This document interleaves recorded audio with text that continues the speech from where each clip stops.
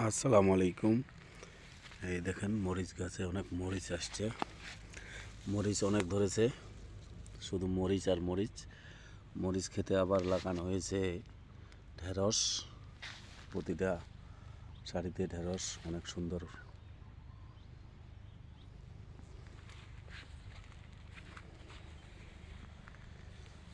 আলহামদুলিল্লাহ অনেক মরিচ সুন্দর হয়েছে। এই যে অনেকগুলো মরিচ ধরেছে প্রত্যেকটা গাছে।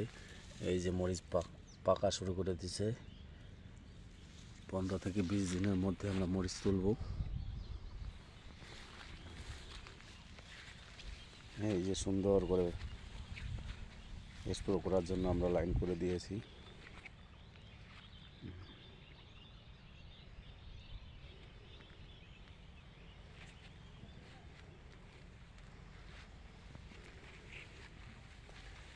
ভেন্ডি, ঢেঁড়স আরও আছে, প্রত্যেকটা লাইনেই আছে ঢেঁড়স অনেক সুন্দর।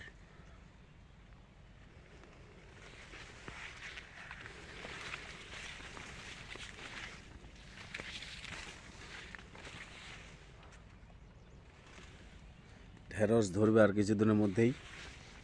মরিচ খেতে আপনারা ওইভাবে লাগাইতে পারেন ঢেঁড়স। এই যে প্রতিটা লাইনেই ঢেঁড়স, এই লাইনে আবার পুঁই শাক গজা গেছে, পুঁই শাক লাগাইছি। এই যে আর কিছুদিন গেলে এগুলা কাটা যাবে, খাওয়া যাবে।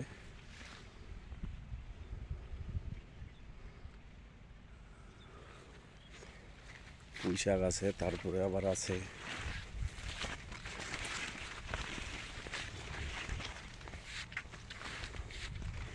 এই যে এই পুঁই শাকগুলো অনেক বড় হয়ে গেছে, এগুলো কিন্তু কাটা যাবে।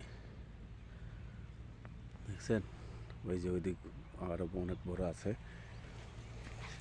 আবার আছে আপনার এই যে ডাঁটা শাক।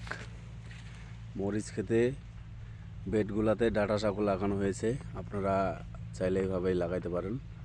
আরও সামনে আছে পাট শাক প্রতিটা লাইনেই।